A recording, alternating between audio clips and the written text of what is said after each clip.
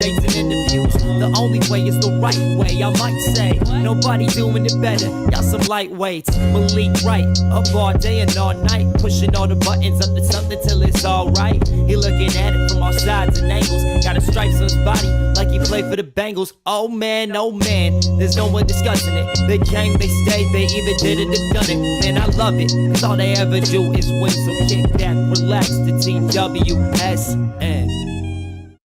Thank you guys for joining me for another episode of the Bengals Recap Show with Malik Wright, presented by the Right Way Sports Network. I'm your host, Malik Wright, coming to you live from the TWSN studios. Make sure you guys do us a favor, give this video a like, subscribe to the YouTube channel, and turn on post notifications so you guys don't miss when we go live or when we upload content, which is daily. So, Daniel, the Bengals finally get in the win column. The Bengals beat the Carolina Panthers. And, as happy as I am for the team for getting the victory, it felt like this one was a little closer than it should have been. It felt like they kind of rested on their laurels at spots and they allowed the Panthers to creep back into the game. I'm almost, of the belief that this team had to learn how to win again. You start 0-3, you lose to teams like the New England Patriots, you lose to teams like the Chiefs, you lose to teams like the Commanders in an embarrassing fashion. You had to learn how to win again. But let me be clear. I was not too happy with the results in terms of how we made the game a little bit more difficult on ourselves, and I agree with what you're saying, Malcolm Willem, in the comment section. You're saying it doesn't matter how it looked as long as it got the first win. That was the most important thing. And I agree. The first win is so important because things could look drastically different a couple weeks from now.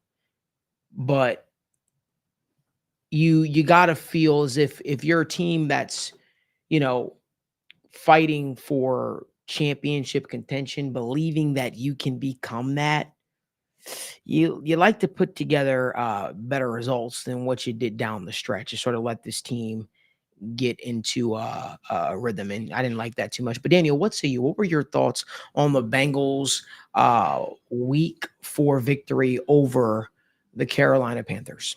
Yeah, I think I have a lot of thoughts, to be honest, and I'm excited to get to, discuss these with you guys.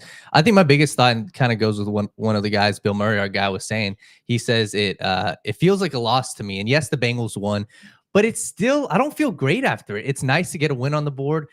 I don't know. This is just my immediate feeling. I don't feel great. First off, the Trey Hendrickson news, we got to see what happens, right? You got to look at Trey Hendrickson, and hopefully he's okay. But you look at the pass rush, Cedric Johnson looked meh. The pass rush looked meh.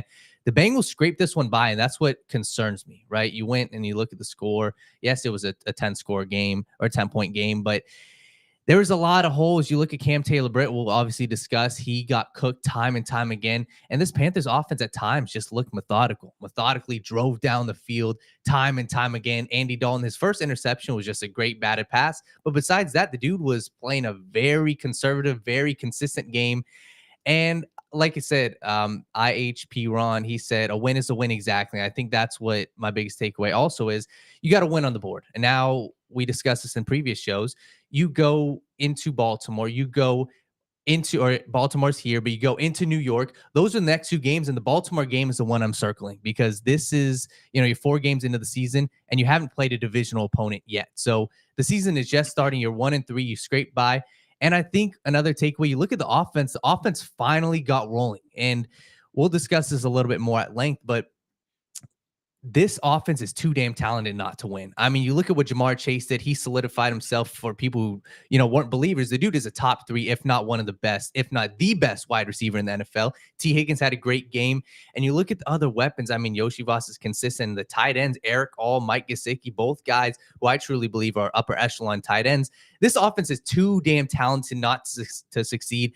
And the blame's going to start to fall on Zach Taylor or even Joe Burrow at times. Burrow looked, hesitant at times. And that's my biggest concern heading into these other teams, heading into the better teams, right? The Baltimore Ravens, the Pittsburgh Steelers defense, even these divisional games. So all around, I think there's a lot of positives. My biggest concern is going to be the pass rush moving forward. And quite frankly, and we'll get our guy Parker Blake in here in a second, but another thing that looked good, the offensive line looked damn good. And that's another, biggest takeaway is you look at all the things that they've done the past 2 years. It's finally paying off with the offensive line. So goddamn it, there's no excuse for this team. There isn't. You look at the offensive line. I truly believe in the NFL, you can win with a star quarterback, an offensive line, and preferably a great defensive line. But if you have an offensive line, an elite one, and a star quarterback, you should win, and you should easily win 10 plus games. And that's what you have to rely on in the playoffs, in my opinion. If you have the quarterback on the same page and you have a pass rush, and the Bengals have the offensive line, they're slowly getting the quarterback healthy and getting them ramped up. The biggest concern, I think, the thing that could stop this Bengals team from making a playoff push is the pass rush. And we'll discuss it more, but that's honestly what concerns me. So we'll see how long Trey's out. But yeah. Yeah, I mean, you got to hope that Trey Hendrickson injury isn't something that's going to linger for the remainder of the season or for a large portion of it, because you talk about, a guy that gives you consistent pass rush, that puts fear in opposing offensive coordinators and opposing left tackles. That's what Trey Hendrickson does for you. And so you hope that guy is able to get back. Obviously, health is the main priority, but, very, very hopeful that it was just a stinger. I know it was a neck injury, and it looked a little scary when it happened for the length of time that he was down. But, hoping for the best. Trey is definitely a friend of Daniel and ours. But again, this is a big win for the Bengals, because it's not like getting your first. I say, there were times where I felt like they could have rolled over at points, right, and let the Carolina Panthers complete the comeback that seemed very very likely was going to happen at points. But they were able to keep their heads about themselves and figure out a way to kind of close this game out. We're going to dive more deep into this game. I'm joined live right now by my brother from New Jersey. Two of my guys from New Jersey, actually. Noah's just, I feel for him. Noah's a Jets fan. Those Jets had a tough loss today, but they're joining me on the recap show, man. Cole's a huge Bengals fan. Cole, what were your thoughts on the game before we get Parker Blake in here? Yeah. First, thank you for even allowing me to be on this show. It's a pleasure. But I agree. I mean, it's just, I feel like the offense, I think we're going to see it a lot more in the next game. We have so much talent around this team, and having our offensive line also being kind of a strong point within this game shows a lot of, I think, just like lots of good points for moving on to the, future and future games. But I also believe that it's just, I think we need to give the ball a little bit more. Chase Brown, bright spot on defense, Chris Jenkins, shout out to Chris, stopping the run as much as possible, as much as he could, making stops in the backfield as well. I think there's a lot of, bright spots, but it feels like this win, it does feel a little bit of like a loss. So it's really just, I mean, I knew we had to kind of get that, that pressure off our back a little bit, but I'm just looking forward to this next game, because this will show a little bit more of our weaknesses on both sides of the ball, but also some bright spots on the offense. So yeah, I definitely think there were some things that you're hopeful that the Bengals can sort of build upon. I still got a major problem, man, and I'm going to talk more about this with Parker Blake when he jumps on the show. I've got some thoughts on personnel still, especially in the red zone. The not getting a guy like Mike Gesicki involved in the game, why he isn't a prominent figure or prominent person in the game, it is very interesting to me. Obviously, you could point to the play where he lost yardage and he was thrown outside of, but I feel like that's a guy that you have to allow to gain rhythm into the game. I feel like if you don't, it's going to be a point in time where, you're making things a lot more difficult on yourself, right? Making things a lot more difficult on yourself. And we're watching this game together, and I'm a person where I don't like to really react during games, but that was very, very infuriating at points to see how that sort of played out. But you know what? I want to get my guy, Parker Blake, TWSN analyst, in here for the discussion. So without further ado, Parker, what's going on, man? How you doing, fellas? How you doing? Well, we're doing a lot better, man. We're doing a lot better. The Bengals won. The Bengals won today, right? So we have some positives to talk about versus the negatives. There are certainly negatives we could take away from this game. There were unfortunate reasons as to why the Panthers were having so much success against us, namely a certain defensive back that seemed to struggle a lot in coverage out there. But I don't want to pin it on just one guy. There were some other reasons as to why the Panthers were able to make this a game. But Parker, I wanted to get your overall thoughts on the game, how the Bengals played, and how do you feel about this Bengals team moving forward? Yeah, no, I mean, the defensive back end feels like it has struggles all across the board, right? Like you're seeing Von Bell go for rides on the back of running backs. You're seeing, we all saw the Cam Taylor-Britt issues that were going around.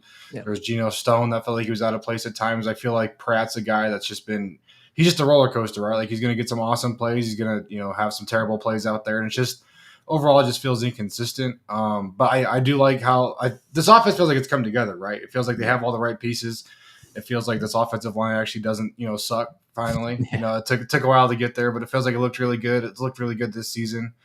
I still, the red zone stuff kills me, man. This low red zone 2-point conversion style stuff just doesn't make any sense to me. And that's something that I think we're just going to have to deal with for the rest of the season. I don't think it's going to get any better. I don't see them changing that. And I think the same goes for like end of game management. It felt like they came out, they got that first score of the second half, and then just kind of hope that the clock would just keep running for them. There wasn't really any urgency. You have to see, the coffin nails go down. You'd like to see a little bit of aggression with that much time left on the clock for a couple of drives. And it feels like they really just stalled. They didn't really do much offensively for the majority of the second half of the game. Mm-hmm. So those are things that it's frustrating to see. And you'd like to see us be a much cleaner win. But overall, it was a fun game, man. The team looks good. Good. They have the issues that we know they have, but it's kind of where it's at. So I want to ask you a question. When we look at the offense, right? Obviously, the offensive line looked great. I want to get your takeaway on two things. First off, the offensive line, go into depth, even because in my opinion, we were all discussing this, Cole, everybody here. We were looking at it, and there's times where Parker, it was like Burrow had all day to throw, and he goes, stares down a receiver, check down, or gets happy feet, throws the ball away. So what was your takeaway on that? And, whether it's the offensive line, how good they looked, and also, do you believe like Burrow's having happy feet? What do you think it is right now? Yeah, no, it still feels like he's getting jittery in the pocket. It's like he's got the yips at times where he just gets a little impatient. I don't know if it is really just the PTSD internal clock that he still has or what it is. Like even on that, the crazy scramble for the nice gain that he had where he felt like he was running around for 20 minutes back there. I mean, he didn't really have a reason to get jumpy as early as he did in that play. And so, I mean, Burrow's still making it happen. That's always good to see, but I just would like to see him settle down. I feel like, week over week, he's getting much more calm in the pocket, but I do wonder, and that's why I love watching the All-22, why he's just getting down to these, what feels like second and third, shorter options so often. Is it just that the coverage is so good downfield that the defenses are doing that good of a job keeping the top on this offense? Or is it just him still being sped up or just winning the safer options and not being as risky as he might have been in the past? I know that was one of my issues coming out of the first couple of games where it just felt like he wasn't throwing some of the shots that he has in the past and has succeeded with in the past. Especially, I mean, you had that miss to Jamar going towards the sideline that just felt uncharacteristic. There's just it's a lot of weirdness in Joe Burrow's game right now. I don't really know what is causing that. I would agree. And I think definitely looking at it, there were a couple moments, whether it was we were all discussing the Gesicki on the goal line, wide open, he was staring down Jamar, or even another time, I believe it was third down, but T. Higgins running down the left side and he just stared him down the whole way, threw it into double coverage, out of bounds. But there was a guy, I think it was Jamar, open over the middle of the field. So I'm with you. And another question I got for you, Parker, is, what are your takeaways from this game, right? How do you feel, 1-3, heading, got a couple key games upcoming. What's your overall takeaways and your feelings about the Bengals season after this game? Yeah, I think this Giants game is going to be a fun test. I think it's an underrated defense. I think they have a lot of great things. I know we talked about that on the show last week, but I think this Giants defense is a much bigger test than people give it credit for. Mm-hmm. I'm not as worried about the offense, but I mean, after seeing how the defensive back end looked today, I mean, if Malik Wright was able to come back, I don't know what the latest update on that injury was coming out of the game. What was that, Thursday? So we'll see if he's able to be active. But if he is, I feel like he's going to cause massive issues for the Bengals on the defensive side of the ball. So I think looking down the stretch again, I am excited to see them against, these AFC North defenses, especially up front. I think the offensive lines are really good, but they haven't really seen a ton of crazy talent. They haven't seen a lot of talented defensive play so far. They've seen, a good player here and there, some good spot guys, but this offense really hasn't been tested, which is, I think, what, fans were hoping for going into the season. They could kind of get off to an easier start. You have the Chiefs game in there, but some teams that you can kind of warm up against, using the first 4 games as the preseason, as the Bengals do. Yeah. But I think that's the biggest thing for me looking down the road is how are they going to handle these better defenses, and then how is this defense going to hold up? I'm excited to finally get hopefully some bodies back over the next couple of weeks. I think that's what the timetable is. I know Miles Murphy's going to be back next week off of IR, so that'll be a big addition. Especially we'll see what happens with Trey, but that's the biggest thing for me right now is how they're going to handle just better competition. I agree, Parker. And want to remind you all, do us a huge favor. Give this video a like, subscribe to the YouTube channel, and turn on post notifications so you guys don't miss when we go live or when we upload content. We have a little bit of technical difficulty right now. So, Danny, I'll let you take it away. No, you're good. And Parker, I just kind of want to go back to you and look at, the rest of this game. And even a guy like Chris Jenkins, right? What was your overall thoughts on, how Chris Jenkins played? Yeah, no, I think he's looked really good through the couple of games that he's played with the club. I got excited when I thought the one-handed man was going to take that screen to the house. Ended up just being a knockdown, I believe, in the backfield. But I think he's looked really good. He's providing the force in the run game that not only the Bengals need, but I think that they hope that he would bring. He's done a lot more in as far as a pass rusher than I anticipated. I kind of saw him as more of a run stuffer, but he's able to really push the pocket well, and I'm excited to see him develop, especially once he gets his left hand back. Completely. And just overall, I think Chris Jenkins was somebody that, really had a good game. And even when you look at the rest of the team, so I want to kind of ask you, look at the rest of the weapons on offense. I'm kind of curious, what's your thoughts on, how T. Higgins played, Mike Gesicki, and even a guy like Eric All? Yeah, Eric All, feels like he's one of Joe Burrow's favorite targets right now. Outside of the running back room that he keeps checking down to. But I think Eric All is really carving out a nice role for himself. I think, like I said, a couple weeks ago that he was going to be getting tight end 1 volume by the end of the season. I think it's going to happen a lot sooner at this rate. I felt like he was kind of tight end 1 in this game, while Gesicki was more of a, outlet option. You had Sample in there being, I think, mostly a blocker. I think he got a couple targets, but it feels like All is turning into the tight end 1 of this Bengals team, and that's really exciting looking forward. I know he had a lot of concerns with his draft profile and then coming into the season, but I think he's really just outperformed all of everyone's expectations so far, and I'm excited to see how they're going to be able to utilize him down the stretch. So Parker, I switched spots. A little technical difficulties going on. I like it. So part of this business, you got to be willing to do things on the fly, if you will. But I guess I wanted to talk to you more. What were your overall thoughts on the defensive line's pressure, or I guess one thing we kind of talked about, I guess, going into this game was the Bengals would need to simulate pressure. The Bengals need to simulate pressure to make life a little bit more easier for the guys on the back end. I thought that they did some good stuff today, personally. I liked seeing them get, Mike Hilton, Akeem Davis-Gaither, other guys involved in the pass rush department. And those are some of the things that you sort of need to do, if things are going a little haywire, or if you feel like you need a little extra juice. And I feel like they had the perfect dance partner. I feel like they had the perfect dance partner. And what I mean by that is a guy like Andy Dalton is a guy that, essentially, if you allow him to sit back and be a pocket passer, he's going to chew you apart. He's going to make life hell for you. But guess what? If you're able to get pressure on him, get him off his platform, at the end of the day, it's something that I felt like this Bengals team would need to do if they were going to have a little bit of success. And I was really, really impressed with their ability to simulate pressure and make life hell for them. I thought they did some good things today. I thought there was some good learning experiences for some guys in there. But I want to get your overall thoughts. What was your thoughts on, the Bengals' ability to kind of heat Andy Dalton up or sort of rush up his mental processing at points? Yeah, no, with a guy like Andy Dalton, you got to keep him uncomfortable, right? You got to make sure that picture's changing. You got to make sure he has to process more than he's comfortable processing. I thought, especially, I think they showed a lot of mug looks from their linebackers this week, and we saw Pratt almost get the interception off of one of those looks, and I just think that was the best this was a great reset week for this defense. They're able to come out and show some more exotic stuff. I thought the pass rush still looked stale at times where, well, as far as post snap goes, we're bringing 4, or I didn't think they brought a lot of pressures and stunts after the snap. I know we saw a few guys get involved throughout the game, but it wasn't a very consistent thing. I like to see them do that more, especially with the lack of depth that they're dealing with right now on the defensive line. But I think it was definitely a step in the right direction. Again, like you brought up, showing those looks and handling that properly. Again, I wish it had a better impact on the back end of the defense. It still felt like they struggled getting pressure. I felt like Dalton, after a couple seconds in the pocket, was still kind of just able to sit in place and try and read through the defense. And you like to see better interior pressure. That's what I'm really hoping to see coming down the stretch. And that's why I personally would still like to see more stunts in games with those 4 defensive linemen, trying to get some of these better rushers free, or get a guy like Sam Hubbard, who I think would, really excel as an interior defensive lineman at this point. Yes. Being able to run around free and run through interior offensive linemen. So that's still something I'm hoping to see.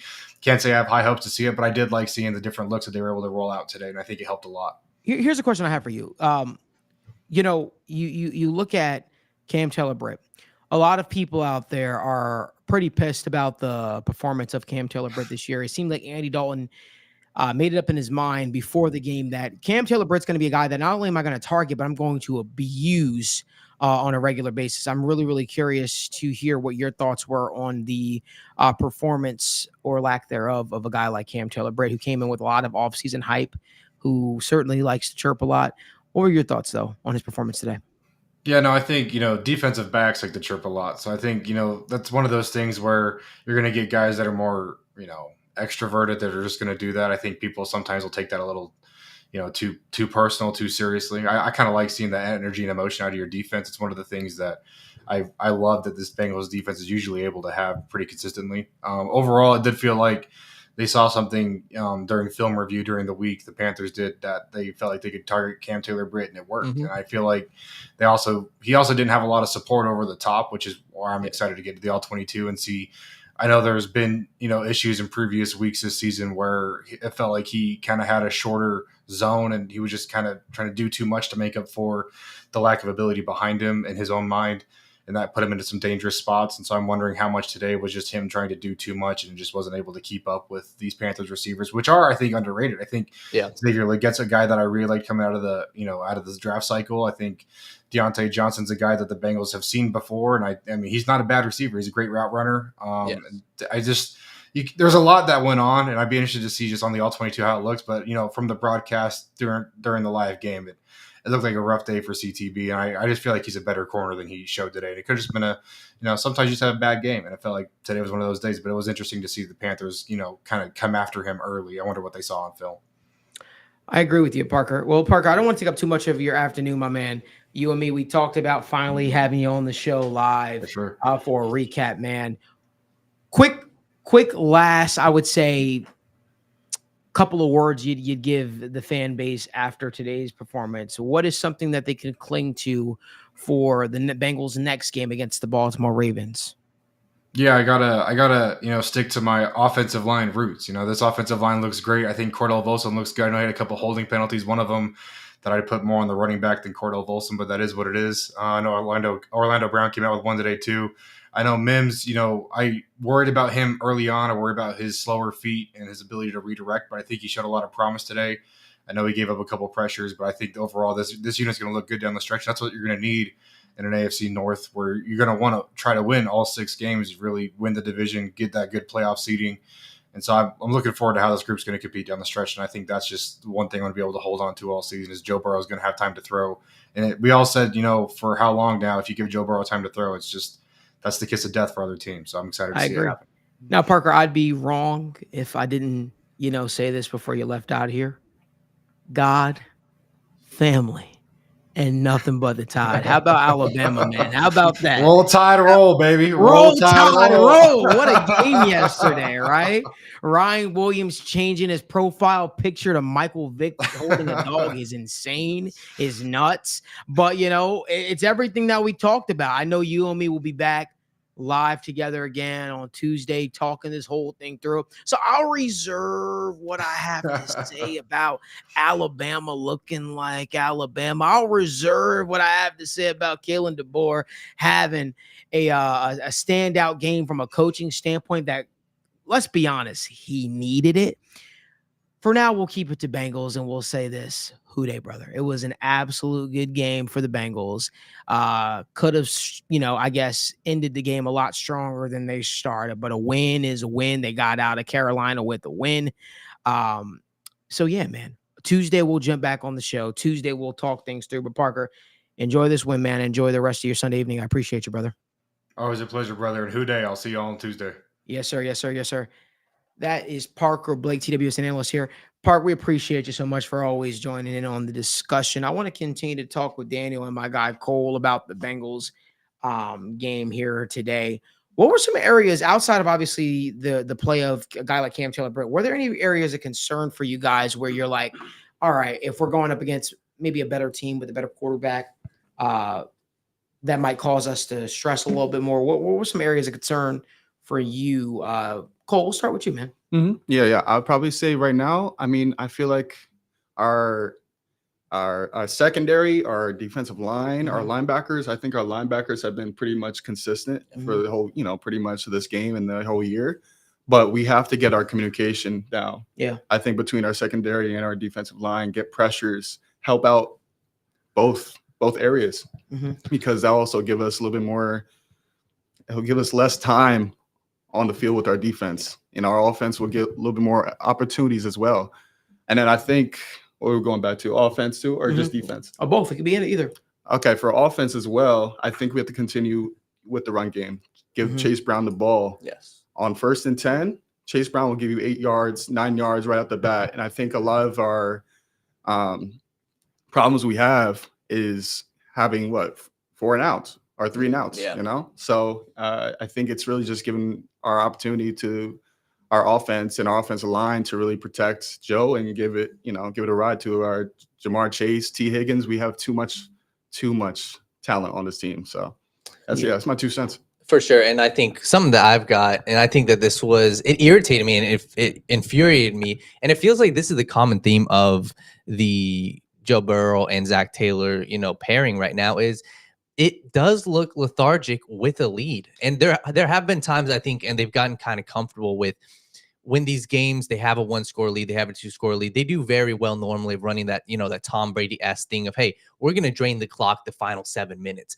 But there's been times, and I think, to your point, Cole, about the 3 and outs, I think that's a common trend with this team. And that's what concerns me, right? And that's when I project into the future, hey, how are you playing with the lead? They did good, with at points in the Chiefs game, but even look at that game when Joe Burrow fumbled, they had that game in their hands. So I think that's one of my biggest concerns, whether that's, play calling or even going back to Joe Burrow on him not pushing the ball down the field when they are up 2 scores. And that's what concerns me. So I think all around that's probably my biggest concern, because that's not something that, has been happening just this season. So when I look at the Bengals and how do you get back into the playoff picture, how do you project yourself deep into the playoffs?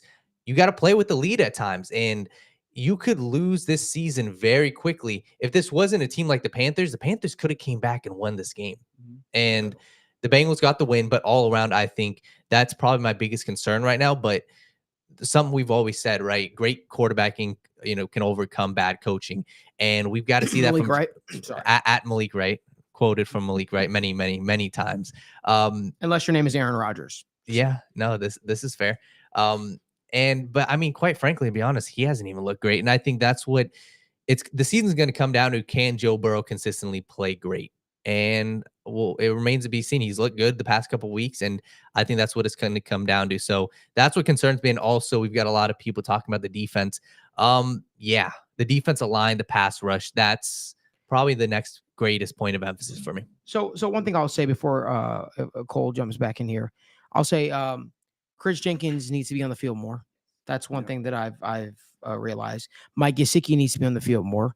That's something I realized. Chase Brown needs to be the starting running back consistently. That's something that I realized. Preach. Find a way to get guys like Jermaine Burton on the field as well. You need to utilize your weapons. Use them to the best of your ability. And last big takeaway is the Bengals found their punter for the franchise in Ryan Rico. That dude is a magician. That guy is the answer. I don't know what the future holds for a guy like Brad Robbins, but it sure as hell ain't here in Cincinnati, nor should it be. Ryan Rico looks like the guy. We saw him hit an 80-yard punt this season. We saw him hit a 67, a 68. It looks like the best punter in the league. 63. Huh? It looks like the best punter in the league, quite frankly. He doesn't look like no. he is the best punter in the Yeah. league right now. And I think that's something the Bengals should be very, very happy with, especially for the simple fact that this is an area of focus for this team for quite some time. You know, it's a good day when we're talking about punters. Right? It's a goddamn good day. Listen, everybody's excited about this Ravens game coming up. Oh yeah. Oh yeah. Well, you're not. Listen, I just, Ravens, AFC North game. Let's go. Good game. Sure. But you're really hopeful that this Bengals team can continue to ride the momentum, the positive momentum, week after week. But, I don't know. I don't really have a strong, I need to see how the Ravens look tonight. I guess it would be wrong if I didn't bring this up. I don't know if you guys got the news, but Rashee Rice, Looked like knee injury, carted off. It looked pretty bad. Patrick Mahomes threw an interception. They're down 10-0. And he tried to get a tackle, and the guy completely swerved out of Mahomes' way, and all of Pat's weight went into Rashee Rice's knee and went the other way. So it doesn't look too good for a guy like Rashee Rice. So we're wishing him obviously a speedy recovery. That'll be a huge blow to this Chiefs team, because that's a guy that does a lot of good things for the Kansas City Chiefs. And you obviously love to see the Kansas City Chiefs versus Bengals matchup, and you want the best to face the best. You know Absolutely. what I mean? So that, I guess that's a little bit unfortunate, but the Bengals are supposed to be getting guys like Myles Murphy back next week. So you got to feel that the pass rush department will continue to improve. BJ Hill is close to returning. So you got to feel like the pass rush department is getting stronger. There's a lot of good things that happen. Oh, there's another guy that I want to shout out today's game that we did not talk about. DJ Turner. Yes, Shout sir. out to DJ Turner. Yes, This sir. is a guy that everybody wrote you off and you didn't write back. I was one of those people, because apparently you look like you absolutely stunk in the training camp and all that kind of stuff like that. You went out there today, you pinched your ears back in a spot in which the defensive back room needed it, and you and Dax Hill created almost like a no-fly zone. You guys did your thing out there. I was really, really proud of the return on DJ Turner and the job that guy did, because that guy had a lot of hype coming into this season. A lot of people were expecting him to take that next step. And, he got the opportunity to take that next step today, and he ran with it. There's no locking down Deontay Johnson, but he did as good as a job as he could, right?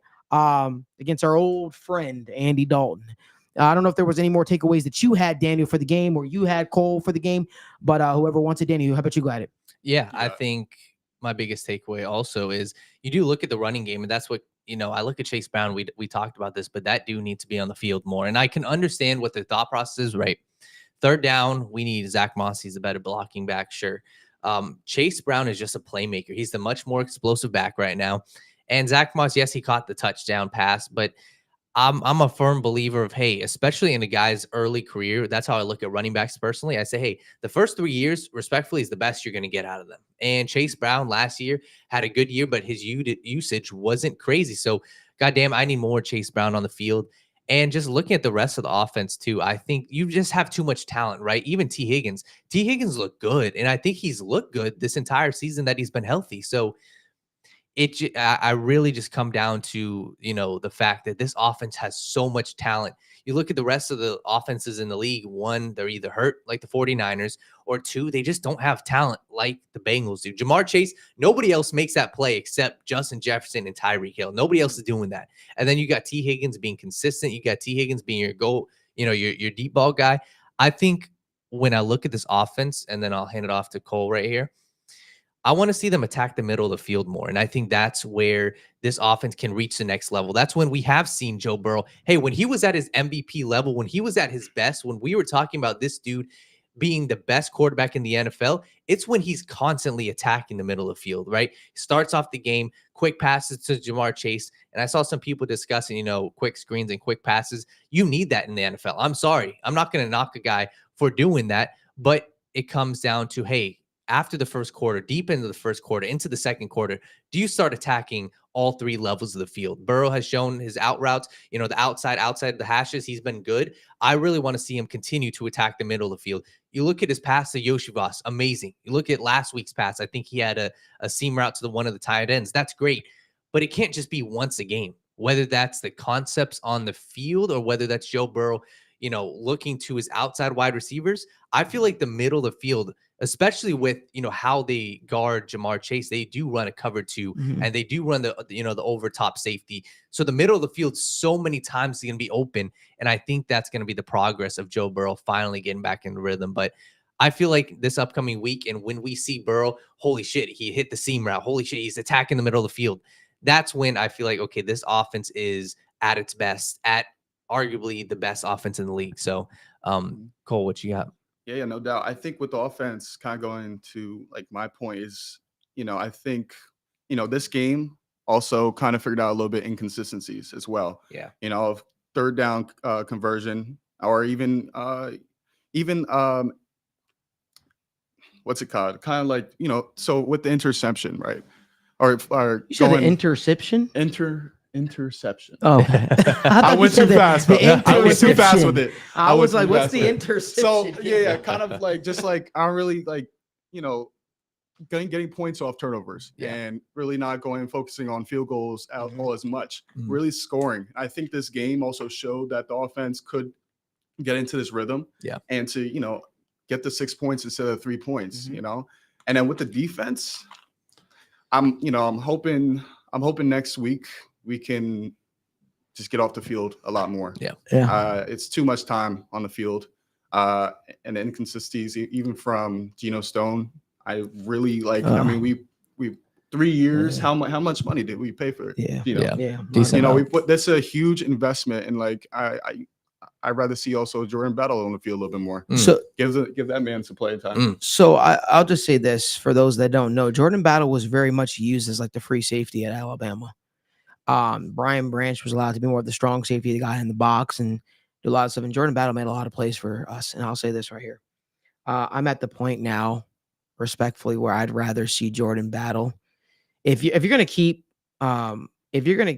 Von Bell on the field, if he's one of your guys from a communication aspect, and you think that he helps set the tone, I've seen nothing positive from Geno Stone this season so far.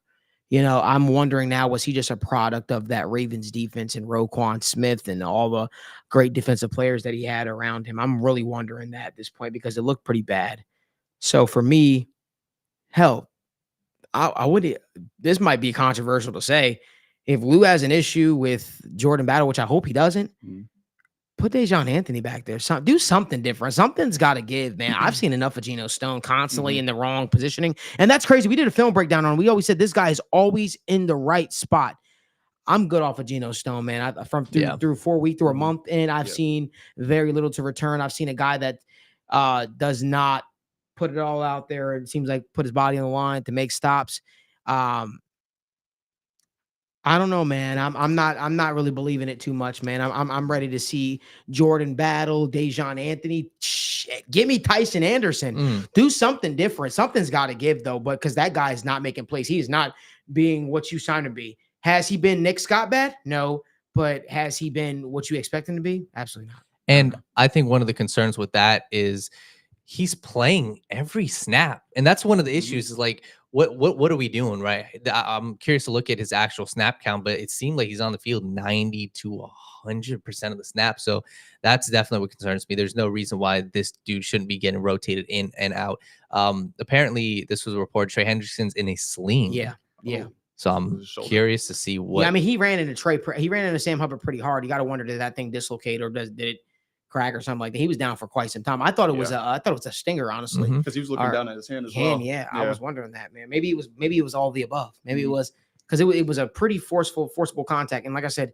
you really hope that guy gets back soon. But I will say, with Miles Murphy expected to return next week, you couldn't ask for a better time, Mhm. right? And Cedric Johnson, a guy that's also emerging on the defensive line, man. Yeah. You know, it's one of those things where you're just really, really hoping that this team could put it all together and get this thing off the ground. Those are my initial thoughts. Make sure you guys give this video a like, subscribe to the channel, and turn on post notifications so you guys don't miss when we go live.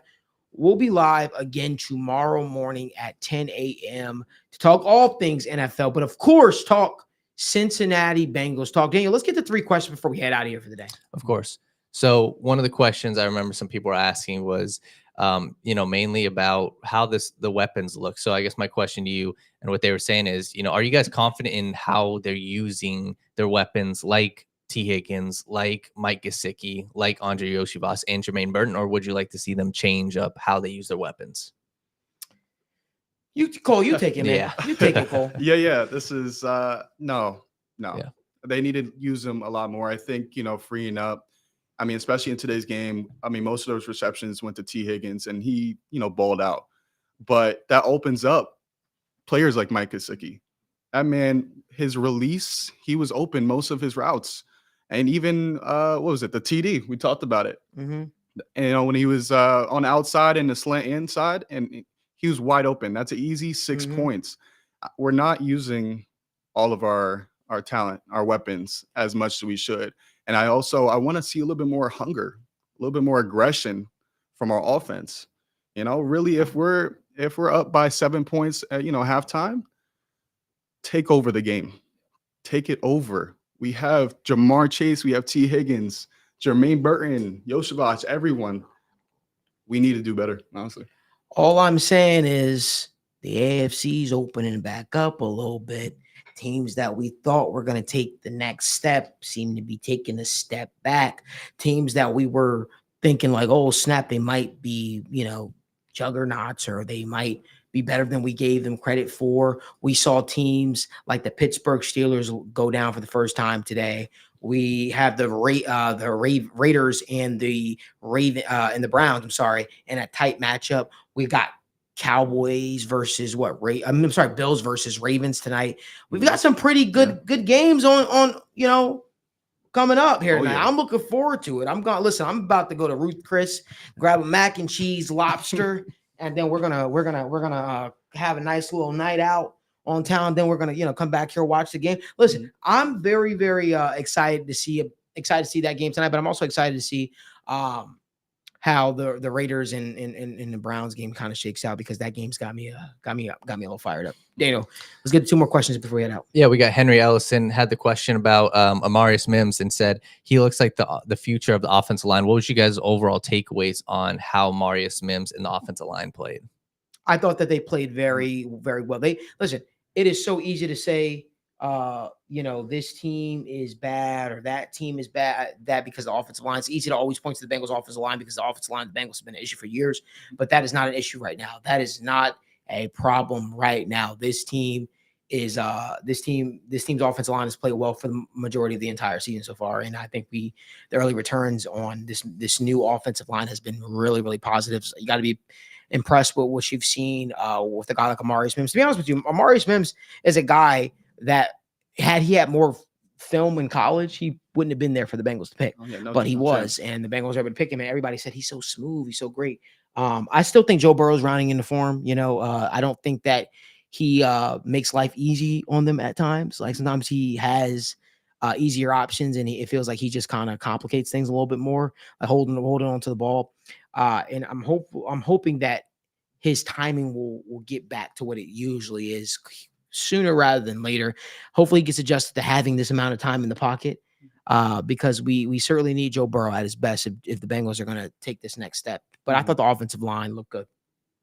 Yeah, and the final question we have is from Alan. He said, we need our defensive line back healthy for next week. Ravens are a serious run threat. And also somebody else was asking, if the Bengals can't get this corrected, it's going to be a tough week. What's you guys' early takeaways and predictions and thoughts about the Ravens game next week?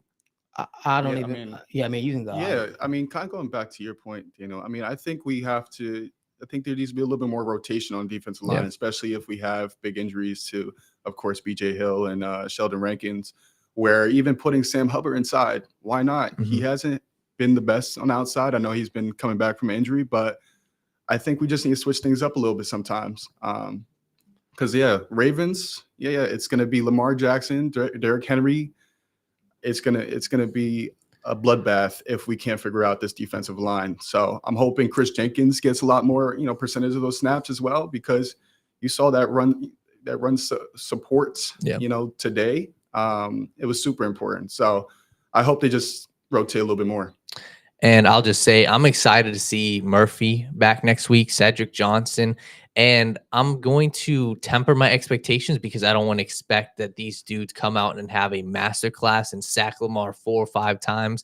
But I'm just excited because I want to leave that game looking at the edge rushers and saying, okay, one of those two, are potentially studs for this Bengals team in the future. So that, and then you have to change up the picture on Lamar, as Malik discussed before with how the Bengals have played Derrick Henry. They have shut him down in the past, but it's going to be this a whole different beast, Derrick Henry and Lamar.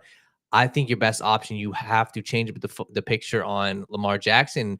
Quite frankly, I think you're going to have to play and trust your corners on the outside. Trust Dax Hill. I trust him right now, 101, to be honest. After this past week, after the past couple of weeks, the dude has played exceptional. And at some point in that game, you're going to have to load the box. You're going to have to play single high safety. You're going to have Dax on one side guarding Zay Flowers, and you're going to have to trust Cam Taylor-Britt. And I think that this is the matchup to do so. So I would be, if I'm Lou Anarumo, I would be changing up the photo, and I'd be blitzing the hell out of Lamar Jackson and say, hey, let's trust our corners. And I think that this will be a much better outcome on the corner side than it was this week. So, well, I think it's helpful when you got a quarterback who, his biggest weapon in his arsenal is his ability to run the football versus actually passing. So, I mean, we'll see if the Bengals pass defense can not make Lamar Jackson look amazing, because they made Jaden Daniels look amazing. Hopefully they can get off the field. And I know a lot of people are kind of dreading that a little bit because of how they made Jaden Daniels looks. And if you can make Jaden Daniels look like that, what is Lamar Jackson to do to you? If you guys can do us a favor, we got over 150 people watching live. If you guys can do us a favor, give this video a like, subscribe to the channel, and turn on post notifications.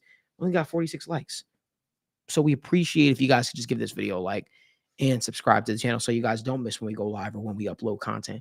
We'll be back live tomorrow morning at 10 a.m. to talk this win through a whole lot more, as well as break down week 4 of the NFL, get y'all caught up for fantasy football, for Monday Night Football, our best bets, and so much more. We appreciate y'all. We hope that y'all enjoy the rest of your football Sunday. And as always, until next time, Who Dat?